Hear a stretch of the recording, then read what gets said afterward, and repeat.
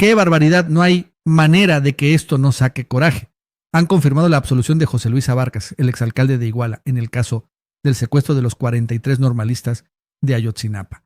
Sí, el mismo que todos señalaban como pieza clave en una de las peores tragedias de este país, ahora sale como si nada hubiera pasado. Y para colmo, hay quien apunta directo a Norma Piña, la presidenta de la Suprema Corte, diciendo que ella fue la que tramó todo para exonerar a este tipo. Esto huele a arreglo bajo la mesa, a impunidad descarada y nos deja con el corazón en la mano. Esto no es un simple fallo judicial, es una cachetada a las familias de los normalistas y a todos los que seguimos exigiendo verdad y justicia por Ayotzinapa. Que Abarca se libre de esta acusación mientras las sospechas de un montaje orquestado por Norma Piña rondan el aire es un golpe durísimo a la credibilidad del sistema. Los poderosos siempre encuentran la manera de salir intocables, mientras los que sufren se quedan con las manos vacías y el dolor a cuestas. Mientras el gobierno y la sociedad seguimos exigiendo respuestas claras sobre los 43. Este tipo de decisiones nos recuerdan que la justicia en México sigue siendo un juego de influencias, donde los de arriba se tapan unos a otros. Es inaceptable que la impunidad siga marcando el rumbo de casos tan graves como este. Vamos a seguir de cerca este caso porque no podemos permitir que se entierre la verdad una vez más. Bueno, esto y más nos va a contar Leo Marín. Leo, ¿qué tal? Buenas tardes. Así, Nacho, qué gusto saludarte. Y en efecto, el día de ayer y hoy se viraliza esta nota en el sentido de que la presidenta de la Suprema Corte de Justicia de la Nación, Norma Piña, sigue dando sus últimos coletazos. Y es que, vamos a leer, dice: confirman absolución de José Luis Abarca por el secuestro de los 43 normalistas de Ayotzinapa. El Tribunal Colegiado del Poder Judicial confirmó la absolución de José Luis Abarca Velázquez del secuestro de los 43 normalistas desaparecidos de la Escuela Normal Raúl Isidro Burgos de Ayotzinapa en septiembre del 2014. Esta decisión ocurrió debido a que el segundo tribunal colegiado del 19º Circuito de Tamaulipas rechazó el amparo interpuesto por los padres y madre de los 43 normalistas respecto a la sentencia absolutoria del exalcalde de Iguala, Guerrero, en el 2023. En mayo de ese año, el tribunal absolvió a Abarca y al secretario de Seguridad Pública de la localidad, Felipe Flores Vázquez, así como 18 personas más por el delito de secuestro agravado y delincuencia organizada.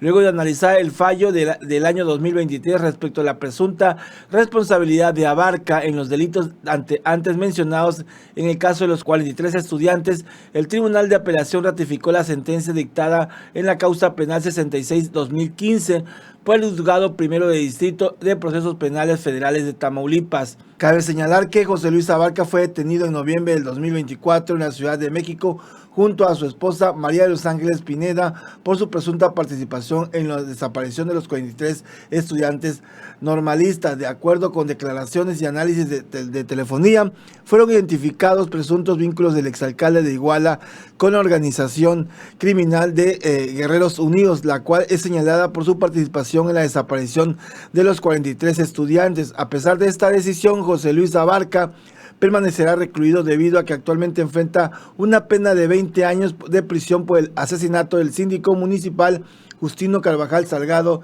en 2013. Abarca también enfrenta proceso por delincuencia organizada y lavado de dinero, eso por la adquisición de inmuebles en Guerrero con dinero ilícito por más de 8 millones de pesos.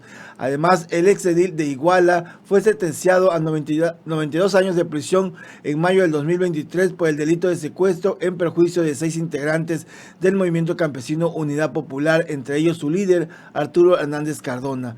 Luego de casi 11 años de permanecer en reclusión, Abarca fue trasladado al Centro Federal de Redactación Social número 18 de Ramos Arizpe, en Coahuila, el pasado 30 de abril. Dicha medida fue informada por el Juzgado Segundo de Distrito en materia penal desde el 2014. Bueno, así están las cosas. Finalmente, por lo menos libra Abarca un delito que es el de secuestro, el de la desaparición de los 43 normalistas. Y bueno, y así las cosas, por lo menos lo que nos llama la atención es que entonces por el delito de la desaparición de los 43 normalistas de Ayotzinapa en el 2014 no hay detenidos, porque finalmente ya Abarca ha sido absuelto, igual que los 18 policías municipales. Entonces, Abarca se le está acusando de otros delitos, pero no por el hecho de la desaparición forzada de los 43 estudiantes de Ayotzinapa. Y esto lo viene maquilando desde el 2023. la Suprema Corte de Justicia de la Nación, a través de los juzgados de distrito que le han dado la razón al exalcalde de Iguala. Y bueno, la propia doctora Claudia Sheinbaum hoy por la mañana hablaba justamente de esta parte de que cómo es posible que no se castigue no solo a este tipo de delincuentes, sino también a aquellos que deben al fisco, deben al SAT y reciban amparo tras amparo tras amparo. Cuestionaba justamente la doctora Claudia Sheinbaum cómo el Poder Judicial Federal ha protegido a ese tipo de delincuentes. Personas que deben 60,000 millones de impuestos y que pasan los meses y pasan los meses y pasan los meses y pasan los meses y no hay resolución. Hay amparo sobre amparo sobre amparo, resolución al amparo del amparo del amparo del amparo. ¿Qué es eso? Reconocido por ministros de la Corte. Y esto que tú dices, qué bueno que se está haciendo este. Es lo que señalaba la presidenta Claudia Sheinbaum, sobre todo haciendo referencia a Ricardo Salinas Pliego, que ha sido protegido por el Poder Judicial Federal, donde se le ha dado amparo tras amparo para evitar justamente el pago de los 67,000 millones de pesos que debe a Hacienda, al SAT, por no pagar impuestos desde hace muchos años. Lo ha librado, pero finalmente ya sus magistrados, sus ministros, sus jueces ya se van, ya dicen adiós, ya fue la elección, ya tenemos nuevos ministros, así que el señor Salinas Pliego y todos los demás delincuentes como Abarca tendrán que pagar su condena porque así lo exige el pueblo, porque por eso votaron 13 millones de mexicanos este domingo, para que haya una nueva impartición de justicia en México, que sea imparcial, que realmente se castigue a los delincuentes de cuello blanco, que se deje atrás el nepotismo, el tráfico de influencia y todo ese tipo de acciones que han llevado a la protección de delincuentes en México. También la doctora Claudia Sheinbaum advertía que se deberán hacer revisiones a las acciones de los ministros y jueces.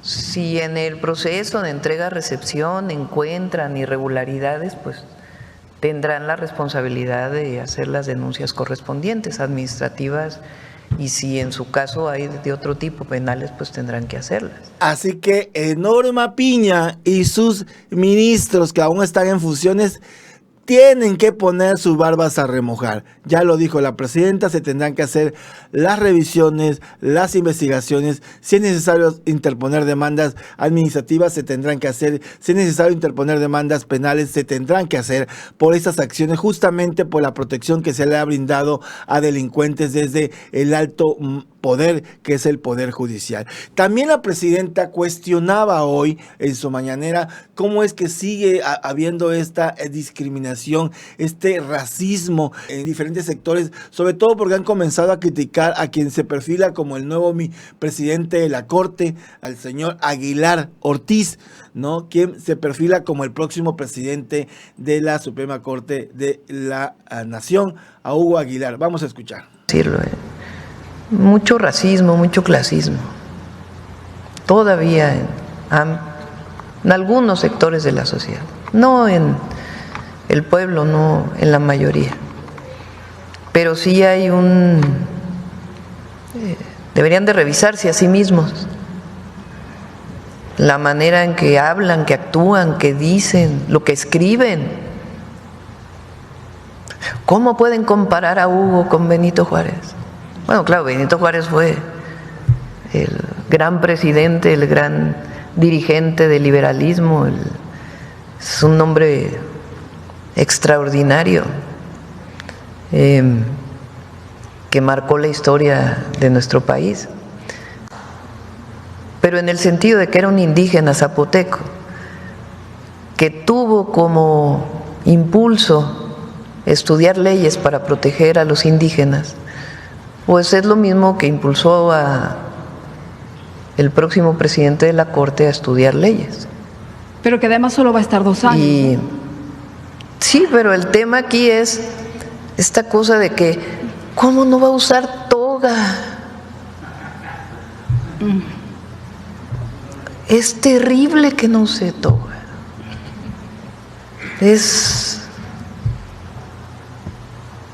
¿Qué tiene malo que use textiles Tradicional. bordados hechos por manos indígenas. Si lo importante es lo que van a hacer. Entonces, en el fondo, hay un profundo racismo, clasismo, que es como algo que les toca internamente de que cómo es posible. Entonces, tienen que hacer una revisión ellos. Si hacemos una revisión de lo que dicen comentócratas, de lo que escriben, es que además de que todos dicen lo mismo, es muy aburrido, porque todos dicen lo mismo. Lees a uno y es como si leyeras a todos al mismo tiempo. Yo creo que se leen y de ahí sacan sus fundamentos para escribir su artículo, ¿no? Porque difícilmente puedes encontrar a alguien que diga algo original. Pero en todo eso es cómo es posible. No lo comparen, imagínense, abrazó al presidente López Obrador. Entonces, va a ser muy bueno. Es lo que señalaba la presidenta Claudia Sheinbaum esta mañana en defensa justamente de Hugo Ortiz, quien se perfila como el próximo presidente de la Corte, un hombre venido de menos a más, hecho con la cultura del esfuerzo, un hombre que ha liderado grupos indígenas en sus comunidades, sobre todo en Oaxaca, es mixteco, y él ha dicho que buscará que llegara a sesionar a la Corte con sus trajes típicos indígenas, que va a revisar justamente la legislación, el reglamento de la Corte, si es posible lo hará, y si no, propondrá una reforma a los estatutos, al reglamento de sesiones de la Suprema Corte de Justicia de la Nación. Y bueno, así es como hemos llegado al final de este video. Les recuerdo dar sus manitos hacia arriba y nos vemos en una próxima.